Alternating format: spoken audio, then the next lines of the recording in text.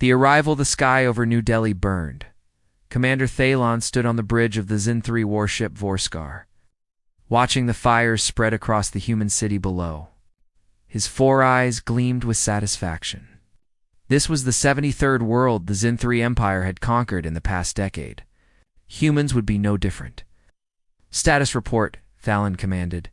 His second-in-command, Vryn, consulted the tactical display. "Orbital bombardment complete. Ground forces deployed.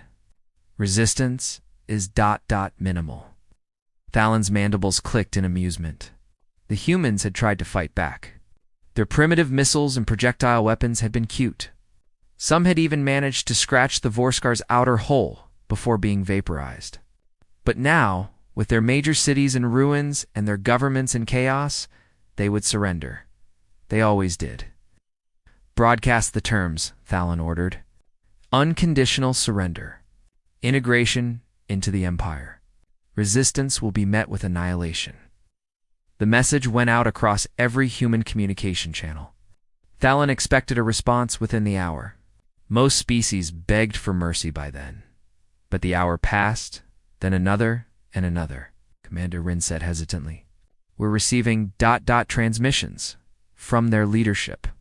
"No, sir. From ... everywhere. Civilian channels. Military remnants. Emergency broadcasts. They're all saying the same thing." Thalon's eyes narrowed. "Which is?" Vryn played the audio, a human voice, rough and defiant. Echoed through the bridge. "This is Lieutenant Sarah, Chen of the North American Defense Force. To all Zin-3 forces, we do not surrender. We will never surrender. You want Earth? Come and take it." Another voice, this time in a different language, is translated by the ship's AI. "This is Captain Raj Patel, Indian Army. We are still here. We are still fighting. You will not break us." Then another, and another. Hundreds of voices, all broadcasting the same message in dozens of languages. We will not surrender. Thalon's mandibles stopped clicking. He had never heard this before. Not from the Kelthrin, who had wept as their homeworld burned. Not from the Drexians, who had offered tribute. Not from any of the 72 species the Empire had subjugated. "This is irrational," Thalon muttered. Commander Vryn said, "Ground forces are reporting unexpected resistance. Human combatants are using guerrilla tactics, ambushes, traps. They're not retreating." Thalon stared at the burning planet below. He had seen species fight before, but they always broke. Always. You destroy their cities, their infrastructure, their hope, and they surrender. But these humans... "Increase orbital strikes," Thalon ordered. "Target military installations. Show them the futility of resistance." The Vorskar's weapons lit up the night sky. Entire military bases disappeared in blinding flashes. Yet the transmissions continued. "This is Private Marcus Johnson. We're still here. We're still fighting. This is Dr. Amina Okafor. We will rebuild. We will endure. This is Sergeant Li Wei. You cannot kill what will not die." Thalon felt something he had never felt before, unease. Sir Vryn said quietly, "Our ground forces are requesting reinforcements. They say the humans. They're not acting like a defeated enemy." "What do you mean?" "They're fighting in groups, coordinating. Some are civilians with improvised weapons. They're targeting supply lines. They single quotes learning. Adapting." Thalon's eyes fixed on the planet. Somewhere down there in the smoke and fire, humans were refusing to do what every other species had done. They were refusing to quit. "Prepare for extended occupation," Thalon said slowly. "This may take longer than anticipated." But even as he spoke, he wondered, how do you conquer a species that simply will not accept defeat? The breaking point, 3 months had passed since the invasion began. "Commander?"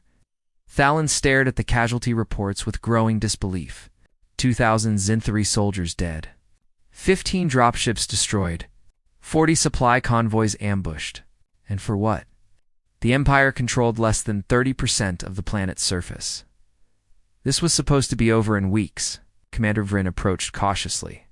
We've intercepted human communications again? They're organizing. Thalin's mandibles twitched with irritation. How? We've destroyed their command structures. Their governments are scattered. Their military leadership is decimated. They're not using traditional command anymore, sir. They're using something they call distributed resistance, small cells, independent operations. No central authority to destroy. Thalin slammed his fist on the console. In 72 conquests, he had never encountered this. You cut off the head, the body dies. That was the rule. That was how war worked. But humans had no head to cut off. Or rather, they had thousands of heads, each growing back when destroyed. Show me, Thalin demanded. Vryn activated the holographic display. Red dots appeared across the planet's surface, each representing a human-resistant cell. They were everywhere. Cities, forests, mountains, deserts, even in the irradiated zones where the Zin-3 had deployed chemical weapons. This one. Vryn highlighted a cell in what remained of Tokyo. They ambushed our patrol yesterday using nothing but modified construction equipment and homemade explosives. Killed 12 soldiers.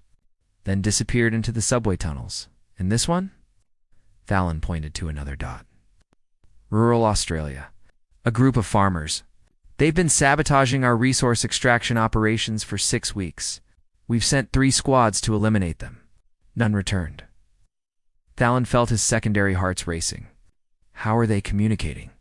We've jammed all their networks. They're using runners, sir. Physical messengers, like ... primitives, we can't intercept what isn't transmitted electronically. Then we find them and eliminate them. We've tried, Commander. They blend in with the civilian population. And the civilians. Vryn hesitated. The civilians protect them. Then we execute the civilians who harbor them. Make examples. Vryn's expression darkened. We did that, sir. In Beijing, we executed 200 civilians suspected of aiding resistance fighters, and the next day, 500 more humans joined the resistance. They broadcast a message. Every martyr makes 1,000 more soldiers. Thalin felt a chill run through his exoskeleton. This wasn't warfare. This was madness, Commander. A junior officer rushed onto the bridge. We have a situation in North America. A human strike force has penetrated our primary supply depot. How many? Reports say 12. Thalin blinked. 12 humans against a fortified depot with 200 Zin-3 guards? Yes, sir. They used explosives to breach the perimeter, then fought their way to the fuel reserves. They're threatening to detonate the entire facility. Hey, they'll die if they do that. The officer nodded grimly. They know, sir. They're broadcasting it, saying they're willing to trade their lives for ours. Thalin rushed to the communications station. He opened a channel to the depot. Human combatants. This is Commander Thalin of the Zin-3 Empire. Surrender now, and your lives will be spared. A human voice responded, young and defiant. This is Corporal Jake Morrison, United States Marine Corps. We're not surrendering. We're giving you 10 minutes to evacuate your people. After that, this whole place goes up. You'll die. Yeah, we know. But we'll take 100 of you with us. And tomorrow, 100 more humans will take our place. That's the deal, alien. You want to fight us? Fine. But we'll make you pay for every inch of our planet with blood. Yours and ours. Thalin's mind raced. This was irrational, suicidal. No species fought like this. No species threw away their lives for tactical advantages measured in mere casualties. You cannot win, Thalin said, trying reason. Even if you destroy this depot, we have more resources. More ships. More soldiers. We outnumber you 1,000 to 1. There was a pause, then laughter. Commander, I'm looking at what's left of my city right now. You've turned it into rubble. You've killed millions of us. And you know what? We're still here. Still fighting. You think numbers scare us? You think death scares us? The human's voice hardened. You made a mistake when you came here. You thought we'd break. You thought we'd beg. But you don't understand humans. We don't surrender. We don't quit. We don't know how. You can kill us, all of us, but you'll never make us bow. The transmission cut off. 9 minutes later, the supply depot exploded in a fireball visible from orbit. Thalen stood in silence, watching the flames. 12 humans, 12, and they had cost him a month's worth of supplies and 93 Zinthri lives. Sir Vryn said quietly, "What are your orders?" Thalen didn't answer immediately. He was thinking about the 72 other species the Empire had conquered. The ones who had surrendered. The ones who had accepted defeat. Humans weren't like them. Humans were something else entirely. "Send a message to the High Council," Thalen said finally, his voice hollow. Tell them we may have miscalculated." Vryn's eyes widened. "Sir?" "Tell them," Thalen repeated, "that humans don't fight to win. They fight because they refuse to lose, and I don't know how to defeat that." For the first time in his military career, Commander Thalen understood fear. Asterisk.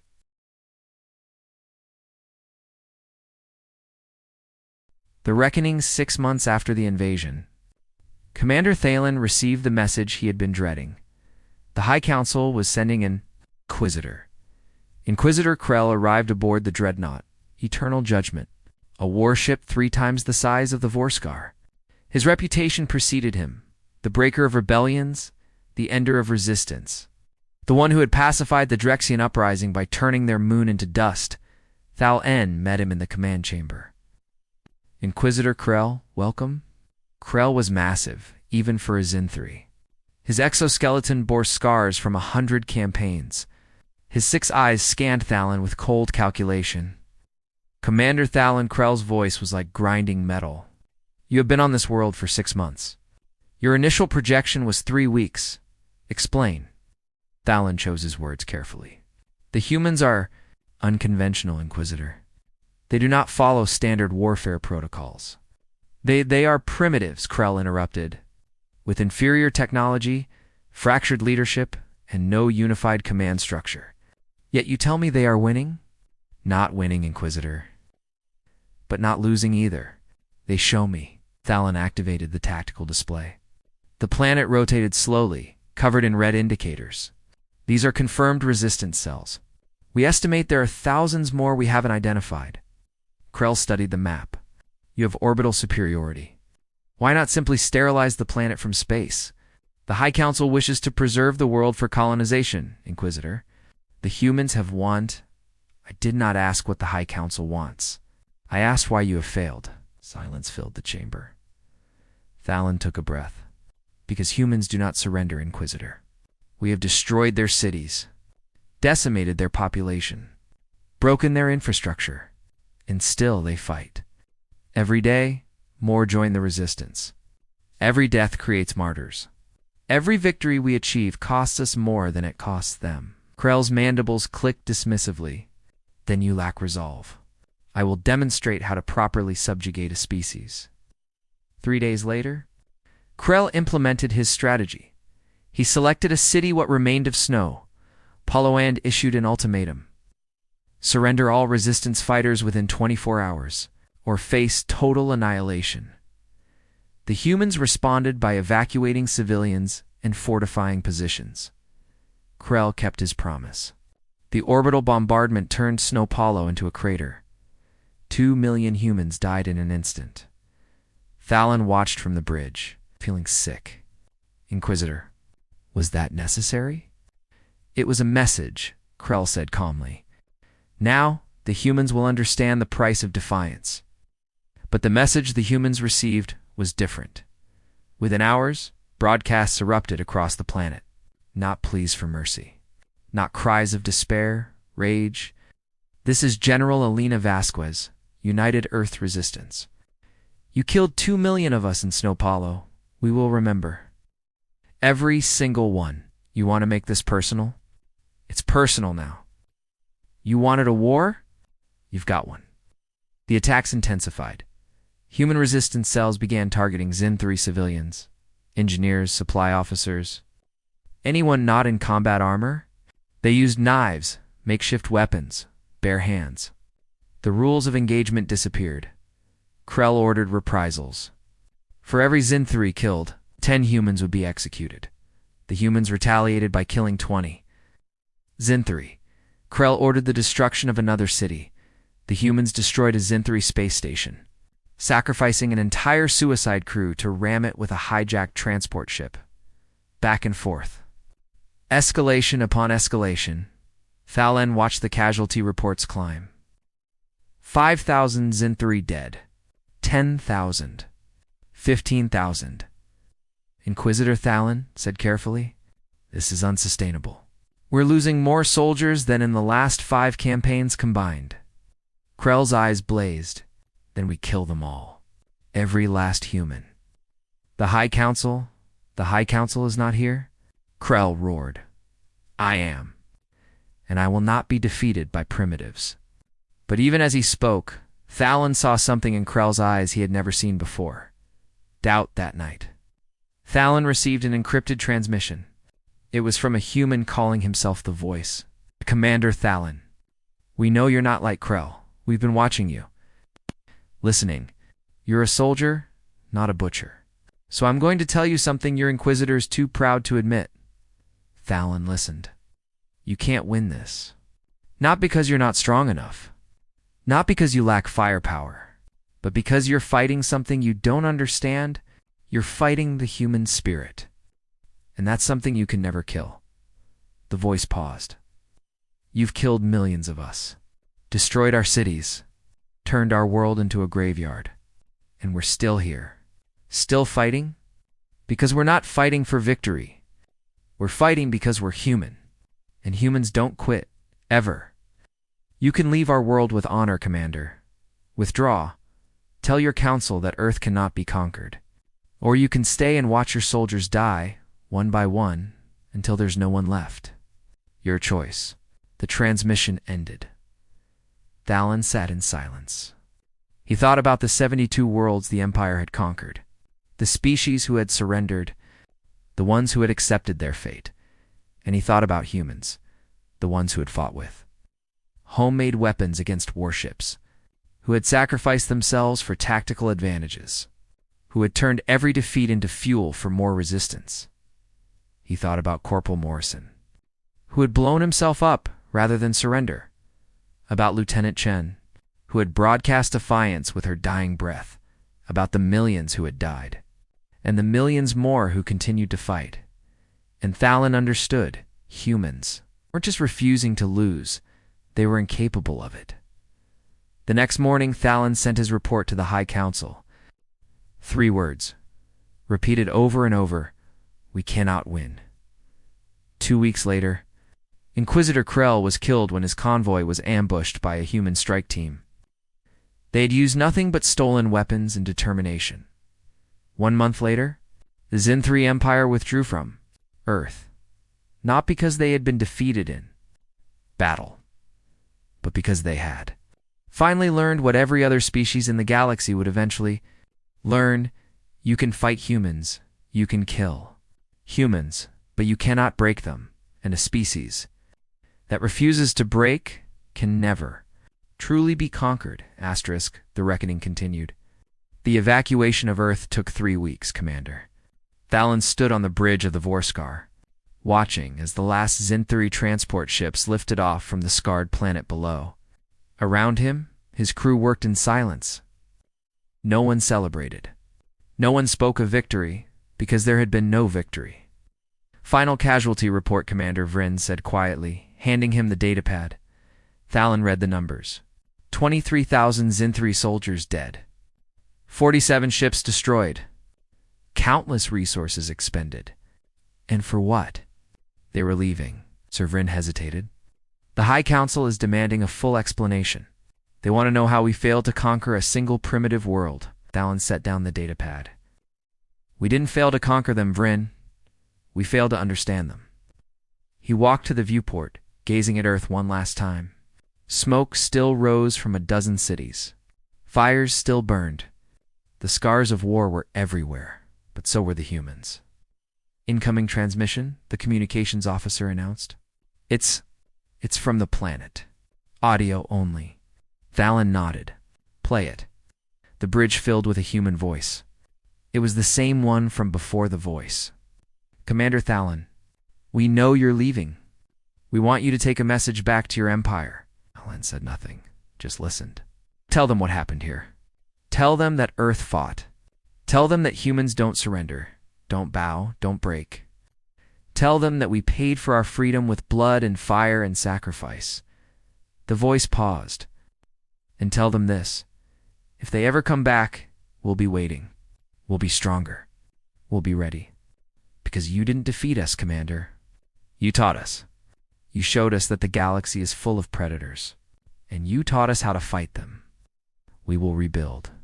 We will remember. And we will never, ever forget what it cost to stay free." Another pause. When the voice spoke again, it was softer. "You're not like the others, Commander." We could tell. "You didn't enjoy this? You were just following orders. So we're giving you something your empire will never give us: respect. Go home, Thalon. Live your life. And when your people ask you about Earth, tell them the truth. Humanity cannot be conquered. Not today. Not ever." The transmission ended. Thalon stood in silence for a long moment. Then he turned to his crew. "Set course for Zin-3 Prime," he ordered. "Maximum speed." As the Vorskar entered hyperspace, Thalon composed his final report to the High Council.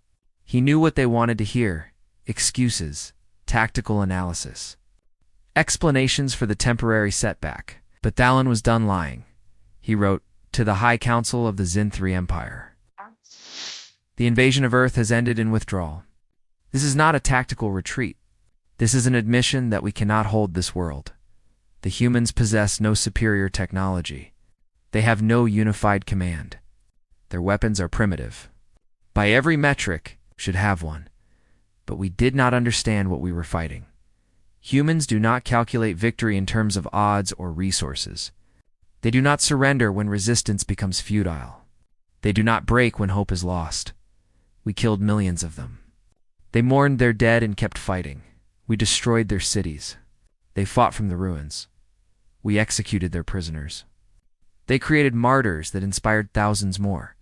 Every tactic that has worked on 72, other species failed against humanity. Not because humans are stronger, but because they are fundamentally different. They fight not to win, but because surrender is incomprehensible to them. Asterisk.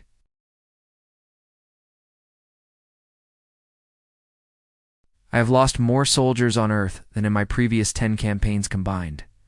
Inquisitor Krell is dead. Our resources are depleted. Our forces are demoralized, and the humans are still there. Still fighting? Still defiant? My recommendation to the High Council is absolute and non-negotiable. Never invade Earth again. Mark it as a forbidden world.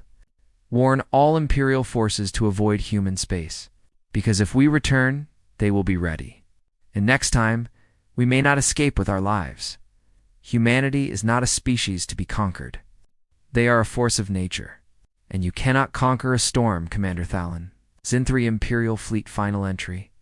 Earth campaign, he sent the report and sat back in his command chair. Vryn approached cautiously. "Sar, do you think the Council will listen?" Thalon looked at the stars streaming past. "I don't know, but I've done my duty. I've told them the truth." "What truth, Commander?" Thalon turned to his second-in-command. "That the galaxy just discovered a new apex predator, and its name is humanity. 50 years later, the story of Earth became legend across the galaxy. Some species didn't believe it. How could primitives defeat the mighty Zin-3 Empire? But those who had been there, the survivors, they knew. They told stories in hushed voices. About humans who fought with broken weapons. About soldiers who charged into certain death. About a species that turned loss into strength and defeat into defiance. The Zin-3 Empire never invaded another world without first checking. Are they like the humans? If the answer was even maybe, they moved on. Other empires heard the stories and laughed. Surely the Zin-3 had exaggerated. Surely no species could be that stubborn. Some tried to test it. None succeeded. And on Earth, humanity rebuilt. They erected monuments to the fallen. They remembered the names. They taught their children about the invasion, about the sacrifice.